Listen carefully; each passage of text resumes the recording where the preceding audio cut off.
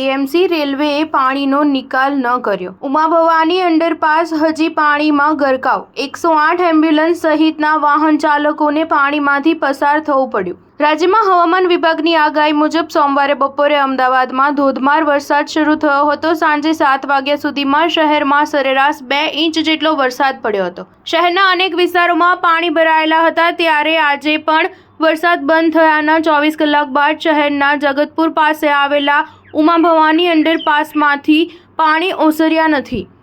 Underpass હજી પણ પાણીથી ભરાયેલો છે। રેલવે અને મ્યુનિસિપલ કોર્પોરેશન વચ્ચેના સંકલનના અભાવે ઉમા ભવાની અંડરપાસ હજી પણ પાણીથી ભરાયેલો છે।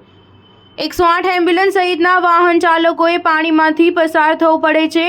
શહેરમાં સરેરાશ 1 ઇંચ વરસાદમાં પૂર્વ વિસ્તારમાં જળબંબાકાર થઈ ગયું હતું।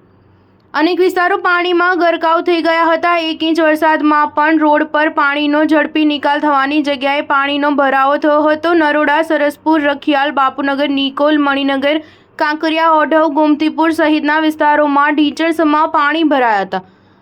સૌથી વધુ સ્થળોએ પાણી ભરાયા હોવા છતાં પણ કોર્પોરેશન દ્વારા પાણી ભરાવવાની નાગરિકો દ્વારા કરવામાં આવેલી ફરિયાદોને છુપાવવામાં આવી છે। અમદાવાદ મ્યુનિસિપલ કોર્પોરેશનના